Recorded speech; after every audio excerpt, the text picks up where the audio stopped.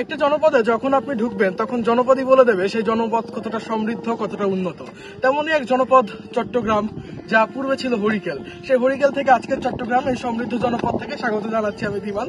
দেখা হবে আজকে পুরো একটি ব্লগে। আমরা যাবো সন্দ্বীপে, দেখাবো আপনাদের পুরো সন্দ্বীপ দ্বীপটিকে। সাথেই থাকুন।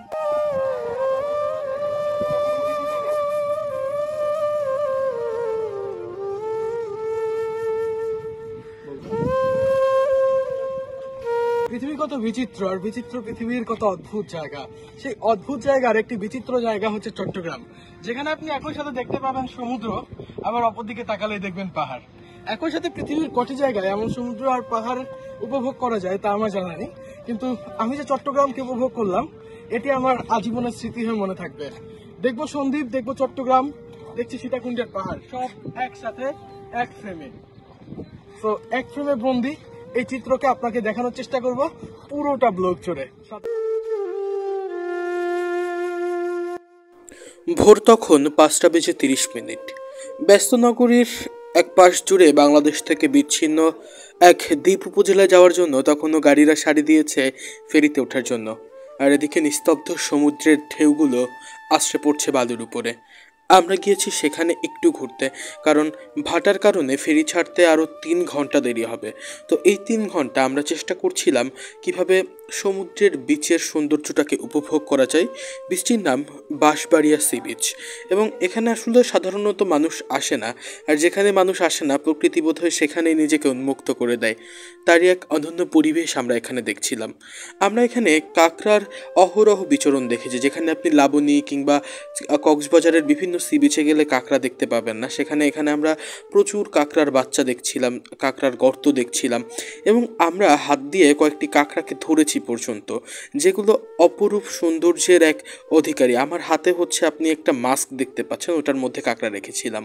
তো এরই মধ্যে হচ্ছে আমাদের ফেরিটা ছেড়ে দিয়েছে, এবং আমরা হচ্ছে ভাটার জন্য আটকে ছিলাম প্রায় 3 ঘন্টা। আপনারা 10টার দিকে আসলে জ্বর পাবেন, এবং জ্বরের সময় সাধারণত ফেরিটি ছেড়ে দেয়, এবং সমুদ্রের উত্তাল ঢেউয়ে আমরা হচ্ছে ফেরি করে পৌঁছে যাচ্ছি সমুদ্রের মধ্যে 20 কিলোমিটার পাড়ি দিয়ে চট্টগ্রামের সন্দ্বীপে।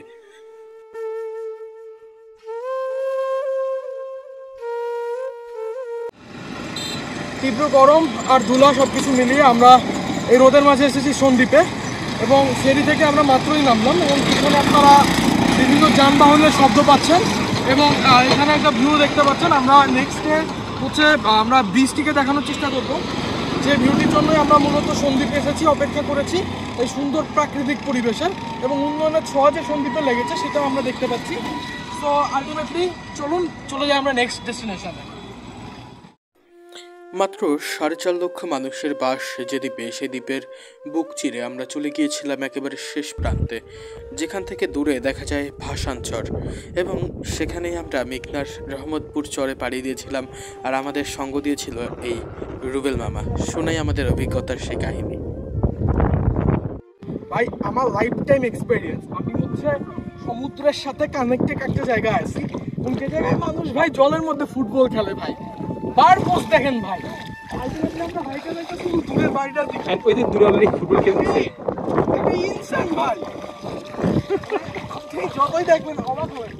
আমরা ভাই কিসের মধ্যে ভাইটা হয় উল্টে গেছে, মানে এটা বোঝার কথা। আমরা এখন কোথায়? সাগর থেকে প্রায় 5 কিলোমিটার ভিতরে আমরা এখন ভাসান চরে চলে এসেছি। সন্দ্বীপ থেকে ভাটায় আমরা ভাসান চর চলে এসেছি। অনেক তো হলো, ফিরতে হবে, না হলে যাওয়ার সময় আর কিছুই পাওয়া যাবে না। এ দ্বীপের মানুষের জীবন বড়ই দুঃসহ, যাতায়াত ব্যবস্থার এত করুণ অবস্থা, যাতে হয় দিনে 2 বার ফেরিতে অথবা স্টিমারে, কিংবা আমাদের এই ছোট্ট যানবাহন স্পিড বোটে, যেখানে জনপ্রতি ভাড়া নেওয়া হয় 250 টাকা। এবং এই স্পিড বোট এর টিকিট পাওয়ার জন্য আমাদের যে লাইন পাড়ি দিতে হয়েছে, তার জন্য আমাদের দাঁড়িয়ে থাকতে হয়েছে 1 থেকে 1.5 ঘন্টা। এবং এই স্পিড বোটে 20 থেকে 25 মিনিটে হয়তো ওপারে চলে যাওয়া যাবে, কিন্তু এখানকার মানুষের সেই মন এখনও পড়ে থাকে সেই ভাটির দেশে সন্দ্বীপে। আমরাও ছুটে চলেছি স্পিড বোটের গতিতে, পেছনে সূর্যকে ফেলে হয়তো কিছুক্ষণ পরে সূর্য ডুবে যাবে, সূর্য আবার ফিরে আসবে, কিন্তু আমরা হয়তো ফিরে যাব না দূরে ফেলে আসা সেই সন্দ্বীপে।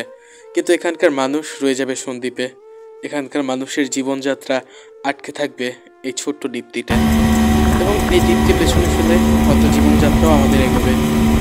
আমরা যখন সন্দীপে এসেছিলাম ভেবেছিলাম অনেক কম খরচ হবে, কিন্তু আপনারা যখন সন্দীপে আসবেন অবশ্যই একটু ভাববেন যে সন্দীপের জীবনযাত্রা যেহেতু কঠিন, তাই এখানে বেঁচে থাকার খরচও তুলনামূলক বেশি। আমি ফাহিম মাশরাফ তিনজনের মানসিক অবস্থার একটা মেলবন্ধন হওয়ায় আমরা এই নিয়ে আমাদের তৃতীয় বা চতুর্থ জেলা ভ্রমণ করলাম। হয়তো আগামীতে আমাদের তিনজনকে আরও নতুন ফ্রেমে দেখবেন। মাশরাফ হয়তো কিছু বলছিল, কেটে দিচ্ছি, দুঃখিত। আমরা চলে এসেছি সব কিছু পারিয়ে চট্টগ্রামের কুমিরা স্টিমার ঘাটে। আমরা সেই কুমিরার স্পিডবোট ঘাট থেকে একেবারে বিদায় নিচ্ছি, চলে যাচ্ছি আবার ঢাকায়।